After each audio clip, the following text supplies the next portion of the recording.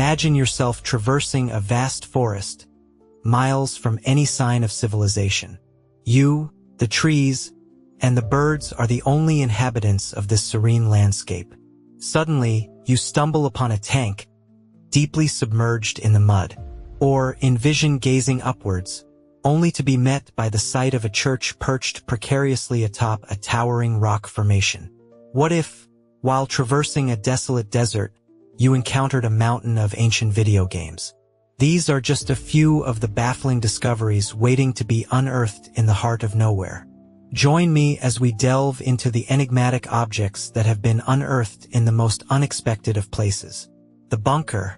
Over a decade ago, in 2014, two friends reminiscing about their childhood in a North German forest stumbled upon a peculiar sight. Strange pipes protruded from the ground, hinting at a hidden secret. Were these lookouts, eavesdropping devices, or some elaborate trap? Intrigued, they ventured further, discovering a hidden doorway leading underground. The passage plunged them into a labyrinth of eerily long corridors, reminiscent of a horror film. With a mix of trepidation and curiosity, they ventured deeper, encountering doors ripped from their hinges and menacing graffiti etched onto the walls. Finally, they reached a water-filled chamber, housing an odd-looking machine. This peculiar device, located in the heart of a forest, was nothing short of perplexing. It turned out to be an abandoned control bunker utilized by the Soviets during the Cold War. The large, rusted machine likely served as a ventilation or water system, perhaps part of the bunker's air filtration system or a steam-powered heater. It's been speculated that the doors were removed upon decommissioning to prevent anyone from becoming trapped. The mysterious pipes, on the other hand, were likely used to draw oxygen from the surrounding environment. So, next time you find yourself in the woods, keep your eyes peeled for any telltale pipes peeking through the trees. Desert drawings. Deserts, often perceived as barren and desolate landscapes, are actually home to a multitude of unexpected discoveries. In 2011, internet users scouring Google Maps stumbled across a mysterious zigzag pattern in China's Gobi Desert. Spanning an astonishing 1.15 kilometers in length and 65 meters in width, these seemingly random lines abruptly begin and end, leaving observers baffled. Could these be messages from extraterrestrial beings? A Göbekli Tepe-like answer to the desert? Surprisingly, this is not a solitary occurrence. Another grid of seemingly random white lines exists in a different section of the Gobi, not far from the first. Adding to the enigma, a nearby area boasts another unusual aerial drawing consisting of raised bumps circling some fighter jets. What on earth is going on here? Researchers believe these markings serve as navigational aids for Chinese spy satellites. The lines help the satellites orient themselves in space. While unconfirmed, the large circle of jets is theorized to be a test target, evaluating the effectiveness of the bumps in obscuring fighter jets from enemy satellites. Ultimately, it seems to be China's way of testing their ability to conceal military operations from prying eyes. Stealthy and ingenious, but undeniably strange. The Bily Intaglios. These imposing figures, etched into the Colorado Desert of California, were first discovered in 1932. George Palmer, a pilot flying over the landscape, caught a glimpse of these gigantic markings, now known as the Bily Intaglios. Unlike the navigational aids in the Gobi Desert, these figures were carved by Native Americans between 450 and 2,000 years ago, stretching up to 170 feet in length. One of these figures is believed to depict a god, Mamo, the creator of life. Perhaps the desert isn't as plain and boring as we initially assumed. Stuck in a swamp, soaring over the vast forest expanse of western Russia, one might think the sea of trees stretches on endlessly. But in 2016, a helicopter crew spotted something truly incredible. Another helicopter, an Mi-6. This model, first introduced in 1956, was once the largest and fastest helicopter in the world, boasting a top speed of 190 miles per hour and a carrying capacity of 13 tons. But this particular Mi-6 wasn't gracing the skies. It was submerged in the swampy wilderness below. While old and missing parts, it was remarkably well preserved. The helicopter's location, a remote swamp, added to the mystery. How did it end up there? In the summer of 1981, this Mi-6 was on a mission for the Soviet Union, refueling at the Kalar base, roughly 1,400 meters from Moscow. After refueling, it took off, but after only 5 minutes, both engines failed at an altitude of 500 feet. The helicopter crash-landed, thankfully without injury to the crew. However, the Mi-6 sustained irreparable damage. It turned out that during refueling, it had been mistakenly filled with gasoline and water, causing a malfunction. For the past 40 years, it has remained stranded, stripped of its parts and plundered of its contents by opportunistic scavengers. Why did the Soviet military simply abandon it? Retrieving it from such a desolate location was simply not worth the effort. Ironically, this forgotten Mi-6 outlasted the Soviet Union itself. The Desert Wears Prada. A high-end fashion store is typically found on a stylish high street or in a luxurious mall, not in the middle of nowhere with no customers in sight. Basic business management, even I can understand that. However, on Route 90 in Texas, a bizarre, solitary Prada store stands alone, miles from any other structure. No other stores, no customers, not even a deserted gas station. Thankfully, this wasn't the brainchild of some deranged CEO, but an art installation created in 2005.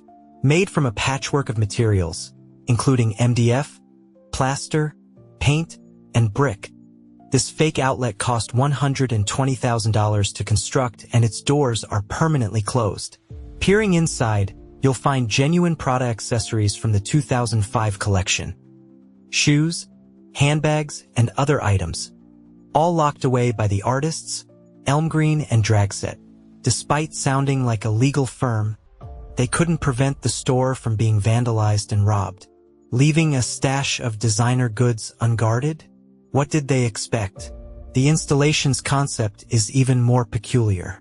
The artists intended for the building to naturally deteriorate into its surroundings, but repeated theft and graffiti have led to its restoration over the years. It seems this art piece was built to last. Game over. In April 2014, archaeologists excavating the desert region of Palo Gordo, New Mexico, unearthed the last thing anyone would expect: video games. Not just a handful, but over 1,300. Curiously, most of them were the same game, E.T. the Extraterrestrial for the Atari 2600, released in 1982. Miss Pac-Man, Centipede, and even controllers were also found in this bizarre hoard. All were bagged and sent for analysis. What were these doing buried in the middle of the desert? The answer lies in the video game crash of 1983, a massive decline in console game sales, particularly for Atari. This downturn, which lasted from 1983 to 1985, was fueled by a drop in game quality and the rise of home computers. Those who remember the crash likely recall the catastrophic failure of E.T., one of the biggest video game flops of all time. Atari acknowledged their loss and dumped most of their unsold cartridges. Company officials claim over 700,000 cartridges were abandoned in a barren landfill, creating a literal mountain of video games. These games were truly trash. Sunk tank. As a child, the thrill of finding buried treasure captivated me. I searched high and low, but never uncovered anything remotely interesting. However, in 1944, a young boy in Estonia stumbled upon a set of strange tracks near Lake Tammatar. He followed them to the riverbank but saw nothing, just water bubbling on the surface. Decades later, in 2000, he recounted his story at a war history club. Intrigued, they launched a diving expedition into the lake, leading to a shocking discovery: a tank resting 10 feet beneath the surface. Sitting 22 feet below the water, it was a T-34-76A Soviet tank, captured by the Germans in 1944 during a conflict on the Narva front. This T-34 model was one of the most common and long-serving tanks of its time, entering production in 1940 and reaching speeds of 33 miles per hour. Weighing between 26 and 30 tons, it was a formidable machine, requiring considerable effort to extract from the lake. How did it end up there? The Germans intentionally sunk it to prevent the Soviets from reclaiming it. The cold lake conditions preserved the tank almost perfectly, along with hundreds of artillery shells. It's no wonder the Germans didn't want the Soviets getting their hands on it. Today, in its well-preserved state, the tank is valued at $6 million, a true buried treasure. Unknown stone. Finding large stones and boulders in the forest is nothing unusual. In fact, it would be stranger if there weren't any. But in Bosnia's Visoko Valley, one giant stone, discovered in 2016, stood out. When I say giant, I mean giant. Larger than a wrecking ball giant. But that wasn't the strangest thing about it. It was almost perfectly spherical. Archaeologist Samir Osmanagic, who had researched this type of stone ball phenomenon for 15 years, believed it was created by an ancient civilization over 1,000 years ago. This belief was based on the discovery of similar spherical balls in Costa Rica, created by the Dequas people between 600 and 1000 AD. But this Bosnian sphere is twice the size, weighing over 30 tons and measuring 10 feet wide. It's likely millions of years old, not thousands, making it almost certainly not man-made. Other archaeologists suggest it was formed through a natural process called concretion. This occurs when minerals inside a sediment are deposited from a solution into a solid form while still soft, eventually crystallizing and hardening into a nodule. If that theory is correct, this is one big nodule. Overnight oasis. What do you see here? Sand, rocks, more sand. Pretty typical of Tunisia's desert. The last thing you'd expect in this blistering environment, where temperatures can reach over 116 degrees Fahrenheit, is a body of cool, fresh water. And yet, in 2014, shepherds traversing the desert stumbled upon a lake. It had never been seen before, and the shepherds initially thought it was a mirage or that they were losing their minds. This became known as the mysterious Lake GSA, located 15 miles from the town of GSA in Tunisia. Its initial waters were a dazzling turquoise blue, reaching depths of 60 feet. However, they soon turned green and became choked with algae, indicating a stagnant lake with no freshwater replenishment. Today, it has practically evaporated. With no larger water source like a sea or river, how did this lake appear? The most likely cause is an earthquake, which ruptured the rock above the water table, a zone beneath the surface saturated with groundwater. The pressure released the water, creating a lake in the most unexpected of places. Colossal Fossil. In 2020, just before the COVID-19 pandemic shook the world, a farmer in Buenos Aires, Argentina, was walking his cattle to a nearby field when he noticed something peculiar at the bottom of a dried-up riverbed. There were massive mounds dug deep into the earth, but they weren't rocks. They appeared to be shells. Initially, he didn't think much of it, mentioning it only to a few people. The word eventually reached archaeologists who swarmed the site, quickly discovering that these were indeed gigantic shells, but what they protected had been long gone. These were the fossils of an ancient species of giant armadillo called Glyptodon, a prehistoric animal that lived between 3.2 million and 11,000 years ago. The archaeologists struck fossil gold. They found not one or two, but 4 Glyptodons. These specimens were about 20,000 years old, with shells up to 5 feet long and 2 inches thick. These protective bone shells weighed between 1,000 and 2,000 pounds. The largest of the group was slightly smaller than a Volkswagen Beetle.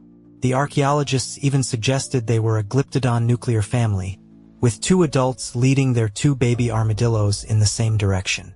It's unclear how they met their end, but when their remains were submerged in the river, a chance drought revealed them. Water, lot of luck. Deserts come in various forms. Polar deserts, subtropical deserts, coastal deserts. But the most stereotypical are arid deserts.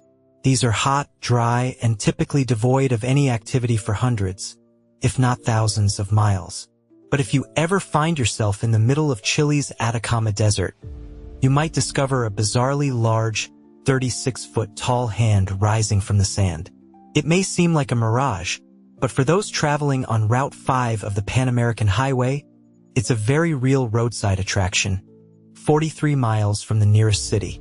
What on earth is it doing out there?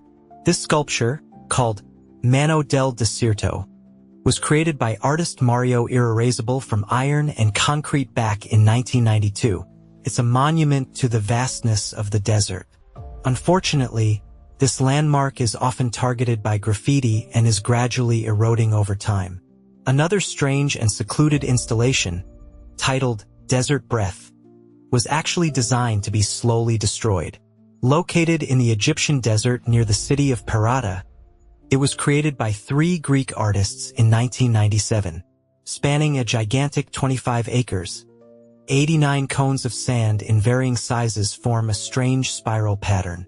Another 89 cones are indented into the sand, leaving depressions at the center of the art piece. Initially, a 94-ton body of water filled the depressions, but it has since evaporated. The entire art piece is subject to erosion, embodying the passage of time. Church. What's the first thing you imagine when picturing a prayer house? An intricately decorated building? A peaceful place for praying? Perhaps even a statue or 2 of deities. On the outskirts of Yogyakarta in central Java, nestled amidst a dense forest, stands a truly unique prayer house.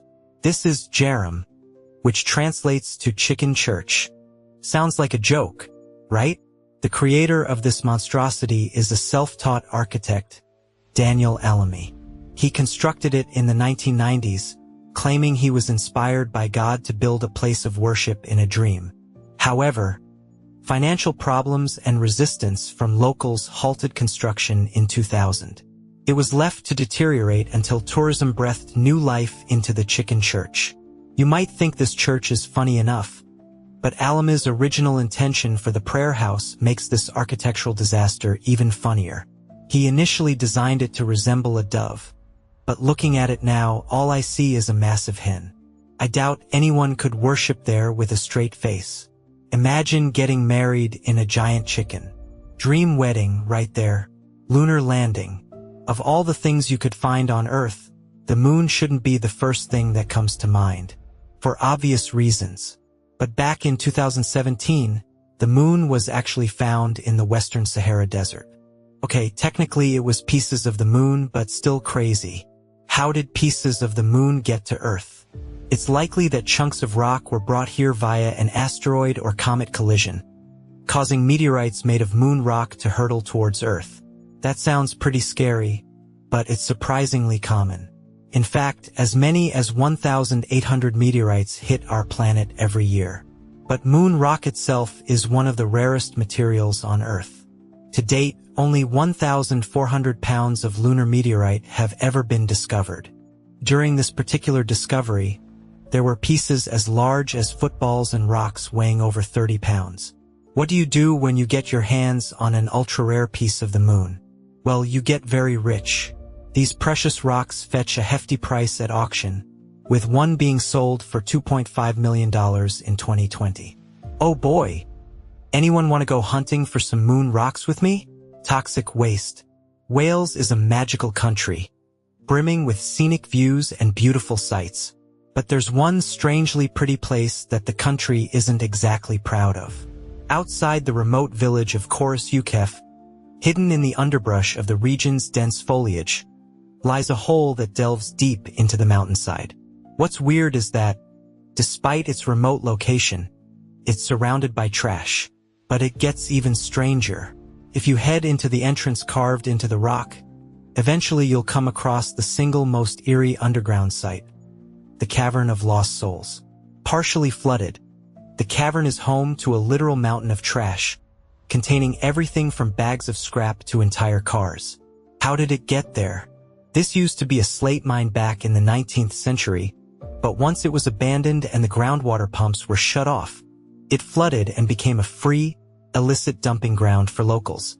Urban explorers have come to adore this site, but a trip is extremely hazardous. Not only is descending into the cave itself dangerous, but the toxic rust, oils, transmission fluids, and other nasty substances create a poisonous cocktail in the water you have to wade through.